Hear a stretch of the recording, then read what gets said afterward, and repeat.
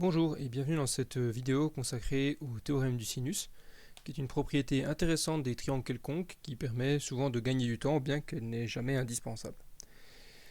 On part d'un triangle quelconque assez simple comme celui-ci, dans lequel je vais désigner deux angles, alpha et bêta, et je vais nommer les côtés opposés à ces angles avec les lettres latines correspondantes, donc A est en face de alpha et B est en face de bêta. Le théorème du sinus annonce la propriété suivante.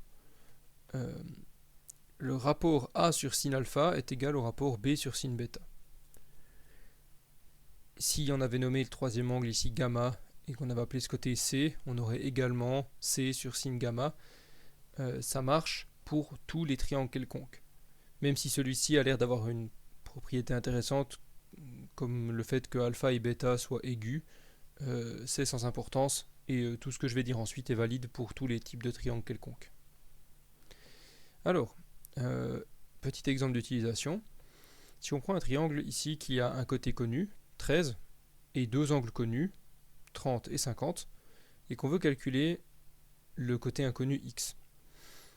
Alors, sans connaissance préalable du théorème du sinus, on pourrait procéder en traçant une hauteur ici, puis en calculant la longueur de la hauteur, et puis en utilisant après l'autre triangle rectangle dessiné pour procéder. Mais avec le théorème du sinus, ça se fait en une ligne. On écrit simplement nos ratios. 13 sur sinus de 30, c'est x sur sinus de 50. Puis on isole x et on calcule ici facilement 19,92. Comment ça marche ? Eh bien en fait j'ai déjà évoqué l'idée de la preuve dans l'exemple. L'idée est de poser une hauteur ici au milieu du triangle. Cette hauteur est commune à ce premier demi-triangle qui est ici et l'autre demi-triangle qui est là. Ces deux demi-triangles qui sont de nouveaux triangles, mais la moitié du triangle initial, sont tous les deux des triangles rectangles désormais, ce qui fait qu'on peut y appliquer la trigonométrie de base. Donc, dans le premier, ici à gauche, on a que le sinus de alpha, c'est h sur b, par définition, b est l'hypoténuse ici. Et dans l'autre triangle ici, le sinus de bêta, c'est h sur a. Et en établissant ces deux relations et en mettant en avant le fait que le h est le même pour les deux triangles, on peut substituer ce h dans l'autre équation, et donc on peut mettre à égalité b sin alpha et a sin bêta. Et du coup, simplement en divisant par sin alpha d'un côté et par sin bêta, on trouve cette relation que b sin bêta est égal à a sin alpha. Comme je l'ai dit, la démonstration a l'air visuellement plus claire ici parce que la hauteur est bien au milieu du triangle.